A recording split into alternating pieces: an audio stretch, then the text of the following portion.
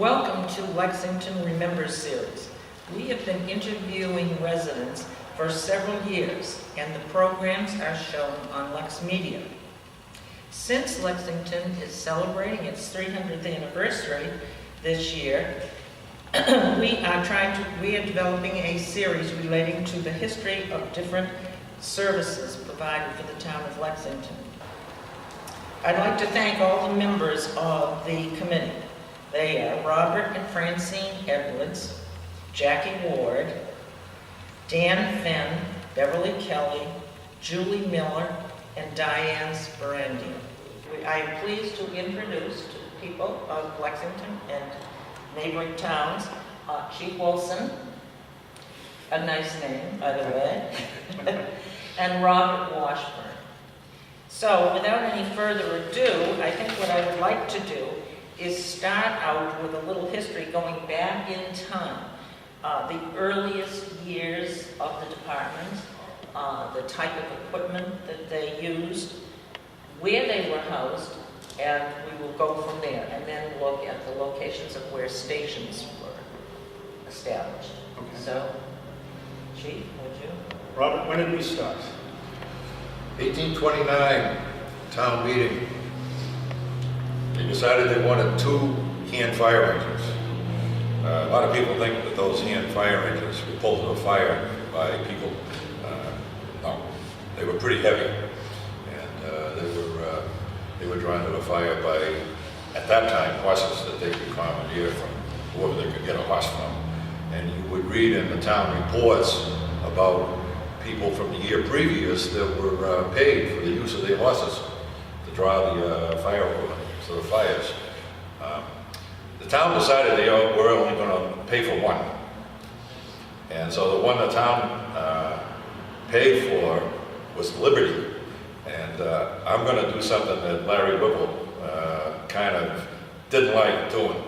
I'm going to use conjecture if I was in a courtroom. And it's based on an article that was written by a fellow named Callahan in 1915 in a fire magazine that no longer exists. And he wrote about the early days of the Lexington Fire Department, and I kind of had to put that together with what I already knew and came up with this information. The Liberty was stored in Owen Harrington's barn. Now, I know there were several Harringtons that lived down opposite the Bowery. I don't know which house was Owen Harrington's house, and I'd love to find out. And that's where the start was. The Liberty, according to Mr. Callahan, was a 2-wheel affair. I can't picture a hand fire engine with 2 wheels, but that's what he said in his article, and it was painted yellow. Well, there was only one guy that ever built fire engines that were yellow, 2 wheels.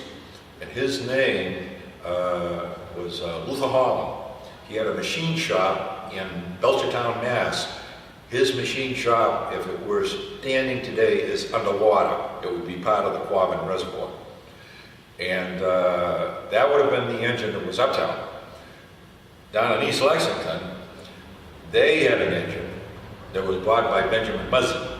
The old Benjamin Muzzy house would have been right where Grant Street goes off of Mass Avenue today, right around the post office, Edison building area. They moved that house, it's up on Clem Road South now. And if I had to deduce this, because in 1830, the Quincy Fire Department sold an old 1820 Stephen Thayer hand engine to Lexington. It's not in the Lexington records, but it is in the Quincy records. And the name of that engine was the Adams No. 2. Evidently, this is only conjecture on my part, Lexington decided to change the name on the engine to Waterwitch. The firehouse that was built for that was a shed. And if you turn up Pleasant Street, you're heading towards Wilson's Farm Stand, there's a 2-family house on the left. That's right about where that shed was. That was your original fire stations in Lexington, and those stations were used up until 1857. And we've always had 2 stations since It's been a 2-station fire department since the beginning. Never got less, never got more. They planned at one point when chemical engines were coming in the 1870s and 1880s, they were going to build a chemical engine house between the center and East Lexington, somewhere down around Monroe Tavern area. It never happened. And they had that sort of setup, incidentally, over in Belmont. Belmont had two hand engine companies, one in Waverly Square and one in what was originally part of the town of Arlington, which is now right off of Route 2 and is now part of Belmont. Between those two fire companies on Pleasant Street, there was a chemical engine house. Lexington was going to do the same thing, but they didn't do it. I'd just like to interrupt you for a minute. What is this chemical that you're talking about? Chemical? Do you remember the old soda acid fire extinguishers that Yes, used to I be in do, like I school do. buildings?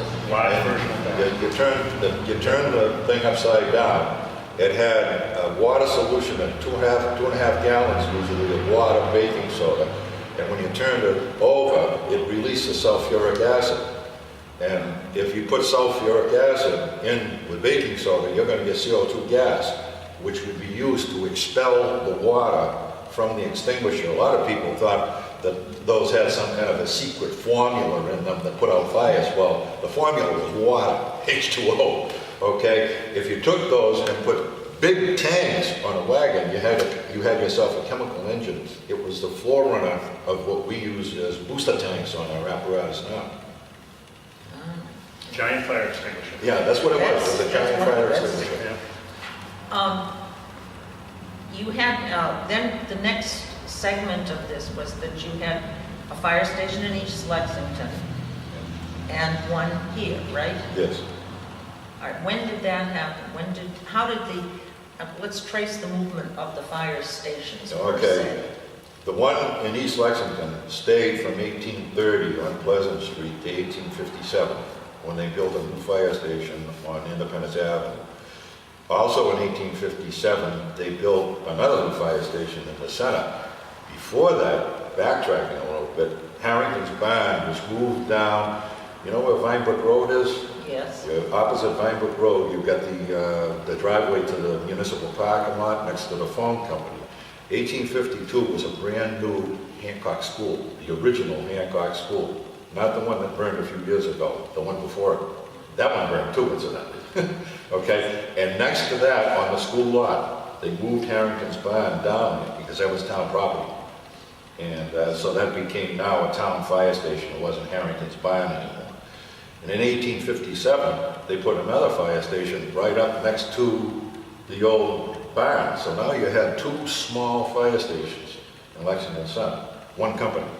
And they had replaced both of those engines at that point. These engines were bucket fill engines. You had to have a bucket line coming from somewhere. This is one of the reasons you needed so many people to operate those engines. People to deliver the water from the hose onto the fire, people to pump the engine, and also people to fill the engine with water. Okay? Problem in Lexington is, in those days, before a water company, you didn't have a whole lot of water in this town. Yeah, that's one thing that you both talked about when we talked together, about the water supply and so forth, and how different that is and so forth, and how you move. So you start with having to take it out of a pond or whatever, right? Yep. Yes. And then move on. Then you had what came after that? So we are not today. Yeah, we're going back there to that water supply. In Lexington Center, if you look at an old Huss era or before map of Lexington Center, you're going to see a stream coming down, crossing Nash Avenue, right where Muzzie's house was. That was Vine Brook. Vine Brook still exists today. It's underground here. All right? That was your only water supply for Lexington Center. And then if you go down, you know Wilson's Farm? Okay, the back end of Wilson's Farm that comes around to Mass Avenue, there's a pond there, and I got a feeling Wilson's got a pump there that he used for irrigating, I'm not sure. That was the only fire pond that was ever built in Lexington. That was built to protect the East Village for the use of that hand engine. That's the only one. You go up to, rural areas, they'll build fire ponds next to people's farms and stuff. Yes, yeah. Okay, and the people will actually will get less fire insurance bills because they have that fire pond there. We only have one in this town. You have those in your town, correct? Yes, I did. I lived right next door to a fire hole, as we Yeah. called it. Yes, fire hose, that's right, yeah. So, and what about the people up toward the Bedford side of town? Did they have a fire? Did they have water holes also? It's Toki Swamp, and I don't think it was really... Yeah. It also wasn't developed like it was today. No, that's true. You know, it was mostly the farm, so there was, you know, it wasn't populated, it wasn't required. If you had a farmhouse back then, and it got going good, you'd burn down. You know, if the neighbors couldn't handle it, and when you had like a woods fire, brush fire, all the neighbors needed to turn out to fight the fires. They had to help each other back then, you know? That's when everybody was a volunteer firefighter. Yes. All right, when was this station? We're located right now in fire station in Lexington Center. When was this station built? Well, that was actually 4 stations later, you know? Oh, 4 stations. Yeah, All right. yeah. You had to go, the 2 stations that were next to the old Hancock School on Waltham Street. Right. 1876 was the first central fire station on Merriam Street. And 1947, June 7th, 1947, the truck's back in. Have you put on additions since 1947? When did the back shop go on? That was, the back shop was not originally there. That was a little later, but that's it. The main building? That's what they use it now. Yeah, That's amazing. yeah. Major fires, I mean, everybody wants to know about that. What were the major fires in Lexington throughout our history? I mean, I think the most spectacular ones going through the years have been the center fires, all the different center fires. Yeah, and I'll tell you, the first one was, I'd have to look it up in here. The first one was in the 1860s. Now, public water came in 1885, Lexington Water Company. And turn of the century into the 1900s, we went into MDC water. Today we have a very, very good water system. There is records available that were done by the old secretary of the Adams Engine 1 in East Lexington. And he noted a Watertown engine, a hand fire engine, going past East Lexington Fire Station, going to the fire of Lexington. And my guess is that's when the Lexington House burned down in the 1860s. They had there was actually like 2 big wooden buildings that were joined together. It was originally a hotel. And at this point, it was a school. I forget the name of the school. I don't know if you remember, Chief. And that thing caught on fire one night. And fortunately, it wasn't when the kids were in school. It was just before school started in the fall that year, and it caught on fire. And it wasn't, like I said, they had Pine Brook. That was it. It was a total loss.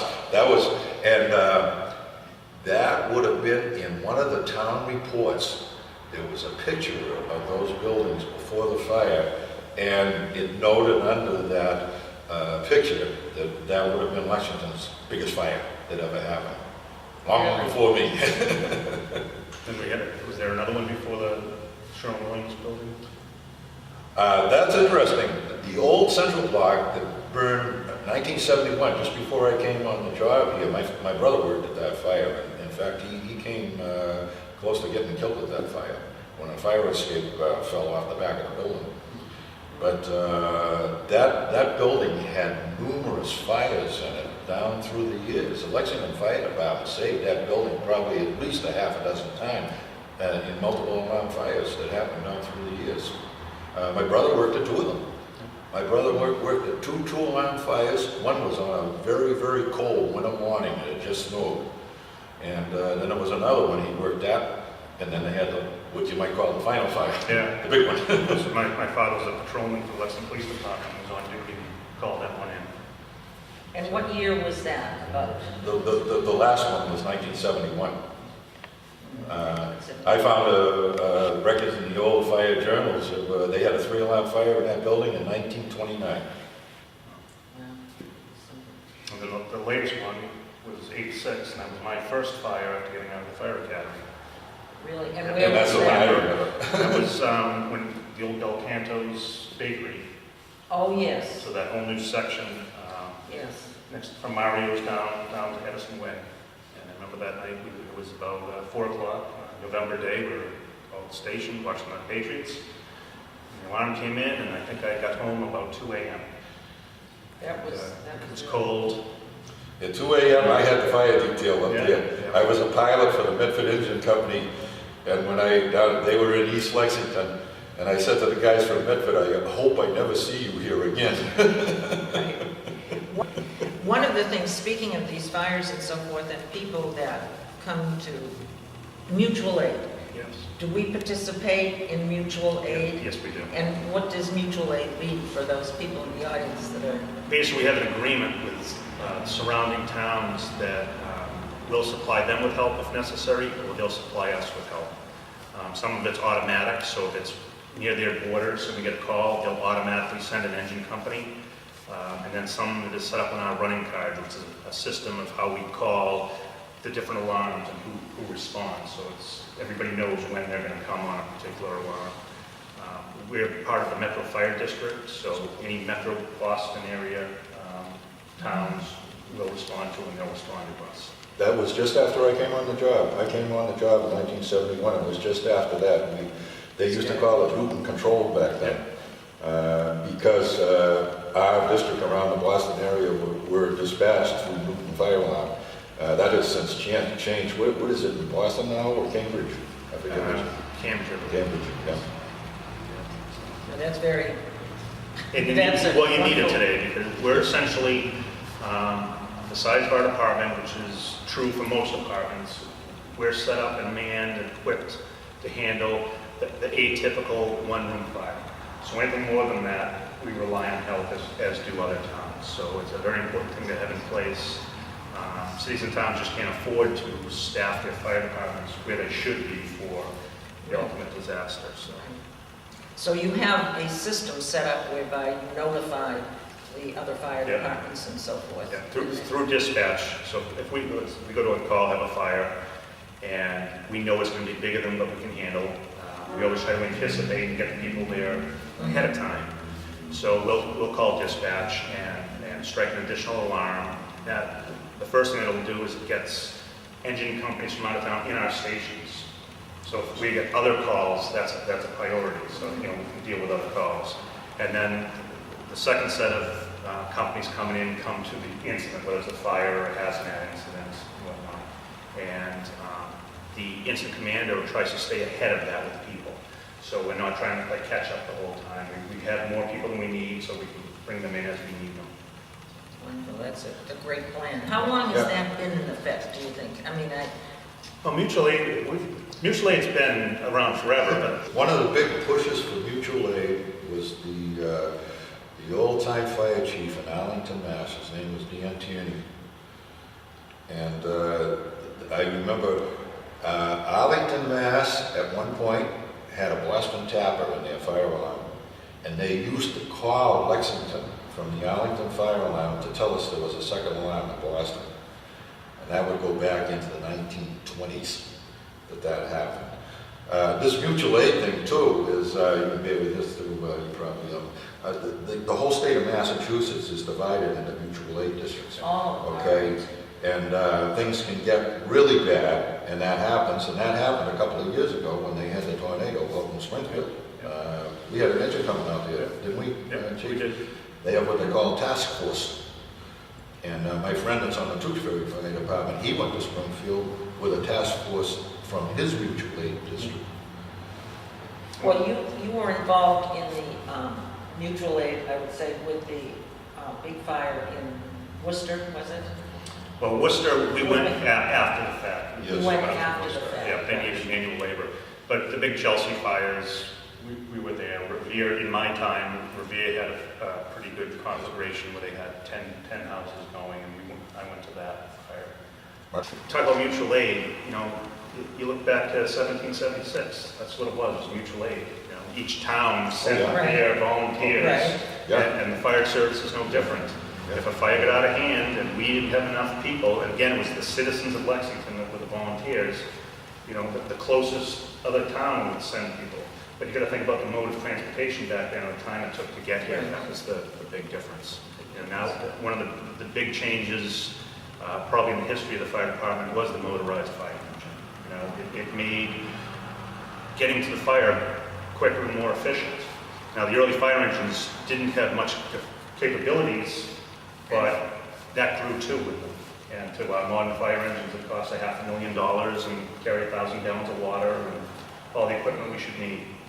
But that was a huge leap for the fire department, going to motorized fire apparatus. How many firemen, permanent firemen, do you have on this Currently, we have a 56-man department. So Wonderful. we have 4 groups of 13, and then we have the fire prevention officer, assistant chief. So we have essentially, a typical group is a 12-man group each. That's our minimum we go down to. So. And then if you need more, you call in others if they're Correct. available. We have an aging system, so we put out a Okay. page to call in off-duty firefighters as needed. You do a lot more than just fight fires. Correct. I mean, you're not, could you give us some information on the projects or part of your jobs? Our biggest job we do, our biggest responsibility right now is emergency medical services. We've had an ambulance in town for over 50 years. We currently run 2 ambulances, both at the advanced life support level. Just about half our departments, I think it is exactly half now, are paramedics. And that accounts for a large amount of our call volume. We provide, with the 2 highways we have, and all the trucks that go up and down those highways each day, the hazardous materials response that we provide, as well as the day in and day out emergencies that the citizens call us for. You know, nothing is too big or too small for us to get called. When the experts panic, they call fire department. So that has been going on for how long? Well, we have never, I think going back to the history of the fire department, we've never been just fire departments. You go back to the old days, you know, the farmer's horse got stuck in the mud, he couldn't get it out, who do you call? We call the fire department. Nowadays, you know, with the storms, people's basements flood, they'll call us. The hot water heater goes, they'll call us. They have an electrical issue, they'll call us. And it just builds and builds and builds each year. You know, new things come up, new technologies. One of the biggest changes for us fighting fires is the invention of plastics. Everything you have in your household now is plastic. So it puts out a lot more poisonous gases than the old wood furniture did. Burns hotter than the old wood furniture did, and it's more readily available. You know, if an old farmhouse is built with heavy timbers, you know, everything is just really solidly built. So there's a great fire load, but it takes a long time for that fire load to get going. So with modern construction, the houses are insulated really well. So like an oven, they hold the heat in, so the fires get hotter. So that's a disadvantage we have nowadays, is that the fires grow faster, so our response to those fires, at that point, we're making a lot more judgment calls nowadays where we don't go in and fight it, because it has advanced so far. We're not going to be able to safely go inside, and we won't risk a life if there isn't a life to save. A big thing that I'm seeing that's really different too is working on roofs. Truss beam construction today. You know, the lightweight construction. Tough, really tough. You know, the engineered wood, because the trees aren't as plentiful, they use every bit of sawdust and wood chips they can to make products. And one of the things they use is roof trusses, which is small dimensional lumber stapled together. And in an engineering environment, it holds a great load. And unfortunately, because it's lightweight, it doesn't hold up to fire. So fire burns through it very rapidly. It's in a lot of your commercial buildings. In Lexington, we don't see as much lightweight construction because the larger houses, they want to have access to those attics and build in those spaces. And with the trusses, you can't do that. You lose all storage capabilities. So we only see it in some of the less expensive homes that are going up. The bigger homes, that really isn't an issue. But it's more the commercial properties with their trusses, and it's killed firefighters for years. So it's our job is to identify the building construction we're going into, try to figure out how long this fire is burning, and is it a structure fire where the contents are involved, is it building fire or say it's a building fire with contents involved, or is it a structure fire with actual building components involved? Because when the building components are involved, that's when we have failure in the building. If it's just couches and lamps and cabinets, the house is going to stand up for a long time, but once it gets to the skeleton of the house, then the real danger starts for us. So you have to survey when Well, you arrive, exactly. try to figure out. Our captains, they arrive first, and they have to make some quick judgment calls on what they see, and use their years of experience and what they've been taught and trained on to make an informed decision of what to do next, whether we're going to go in and fight this fire or whether we're going to stay outside and surround and drown, as we call it. I think of things, all the things that you do for the community, but I do want to say one thing that I think is great that you do very simply. When you put up outside the building, when it is time to change your batteries in your fire alarms. I come by and I see that and I say, oh, okay, I better stop in and get some batteries. Every October is Fire Prevention Month, and that's daylight savings time, changing clocks, and that's, you need a time to remember, so, change your clocks, change your batteries. Yeah. And your batteries are usually good for a year, so if you do it every year, and I do myself, I go to Home Depot and get a case of batteries, because I have a lot of smoke detectors. There was a young couple that both grew up in Lexington, and they got married, and they bought a house trailer, not in Lexington, but actually in New Hampshire. And as a wedding present, I gave them a smoke detector. It saved their life. One night, one cold winter night, the trailer caught on fire. They work. They do work, that's for sure. What would you like to say to the people of Lexington about, I know, be careful, don't set fires and things, but what else? What do you think about your department? Well, I would just like them to know we're here to serve them. Two feedbacks we get a lot when we go to calls. A lot of times people are embarrassed that they had to call us. And the first thing we tell them is, that's what you pay the taxes for. That's why we're here. We're here to help you. We don't send you a bill. You've already been billed. And we like nothing more than to come to your house and solve your problem for you. It gives us a sense of belonging to this community. The other issue we have a lot of times is people, the embarrassing factor. They don't want the fire trucks to show up. So when you call and request, someone come and investigate your stove or something, but they don't want lights and siren, and they don't want the big trucks. Well, unfortunately, all my trucks are big. So I don't have a little truck I can send. But we go to everybody's house. Your neighbor's going to see we were there. At least we helped you out. You shouldn't be embarrassed. And not embarrassed when the ambulance comes out to death. A common question is why do we send the engine with the ambulance? And we do it for many reasons. The biggest is when we get the information from dispatch, by the time we get it, it's third-hand information, so we don't know everything we're going into. So we send the extra people, and what their responsibility is to help with the situation. So if there's family members that are distraught, the officer will comfort the family member. We have to find out what medications you're on. We have to carry you out of the house on a stretcher. So the majority of our back injuries happen on that call. So if we just send the ambulance with 2 people, those incidents are going to rise dramatically. So we send the engine company, and when the ambulance gets there, if it's somebody that just stubbed their toe and needs some help, they'll cancel the engine. That's how we work. All right. I had an old firefighter told me, you can always send them back. Yes, it's true. I I think you've done a wonderful job, Nancy. Now, I wondered if we might be able to look at some of the engines and so forth, Sure. and you might talk about them, and that could be part of our presentation also. Sure. And I think people would love to see this along the side here, the buildup. Okay. So can we... Some of the many advances in today's firefighters is the equipment we use on a day-to-day basis. Typical firefighter uses what we call turnout gear, which is consisted of a set of pants, a jacket, and a helmet to make their protective ensemble. What this does, it protects them from the heat and fire in a fire situation. It's made of special flame-proof material, but the misnomer is it will burn at the temperature hot enough, like anything would.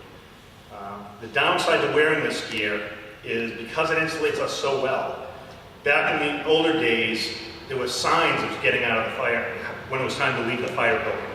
And it was basically a heat buildup. So firefighters from time to time find themselves in danger because they're not sensing that heat rise in time and they get trapped in fires. If you look at the next piece of equipment, which right after motorized fire engines, I think is the next most significant part of protecting equipment, is what is our self-contained breathing apparatus. So it gives us an air supply through a mask delivery system, and it allows us to breathe for up to 30 minutes in a fire situation. In the old days, you go further back, they held their breath, and they had chemical masks they would wear that had filters built into them, and this keeps us completely out of the environment. The next piece of equipment, which is probably our latest advance in equipment for firefighting, is what's known as an infrared camera. What this does is it picks up infrared wavelengths, and it allows us to see in an environment we wouldn't normally be able to see. And what it shows us is, with these heat waves, is either hidden fire, trapped people, trapped firefighters, and progression of the fire. This is our newest generation of this camera. The first generation we had was about the size of a 9-inch TV, and it was really heavy, so this has come a long way. One of the things I'd like to point out, a typical firefighter that walks into a fire with all this gear is carrying an extra 80 pounds into a fire building on top of his own weight. So it's something firefighters have to train for, because again, they're carrying more than just their weight, they're pulling a hose, they have axes, and whatnot. And collectively here, you'll probably add $30,000 worth of equipment for this one firefighter. But it's worth it. Oh yes, yeah. The gear that we were wearing, that coat there, all right, the coat I was wearing when I came on the job here was a rubber coat, and it would not meet the flammability tests for children's sleepwear. And yet we were going into burning buildings with clothing on that wouldn't meet the flammability requirements for children's sleepwear, okay? So, yeah, there is a big progress here. Big progress. And you're required, is every fire department required to have this Yeah, there's type of equipment? an FBA standard that all this equipment has to meet. And it's a standard, it's what's known as the best practice. Sometimes don't have the money to fund it completely. We actually just recently, in the previous fiscal year, we're able to replace everybody's gear. Because you get about 10 years out of a set of gear. And what we like to do is have 2 sets. So if you're out on fire or a rainy night, it gets wet, the last thing you want to do is go into a fire with a wet coat, because then the steam that comes off will burn the firefighter. So you want a dry coat. So we try to have everybody with 2 sets of gear. And that way also, it extends the lifespan. You know, we'll get more than the 10 years because we're not using it every single day. We'll be able to swap.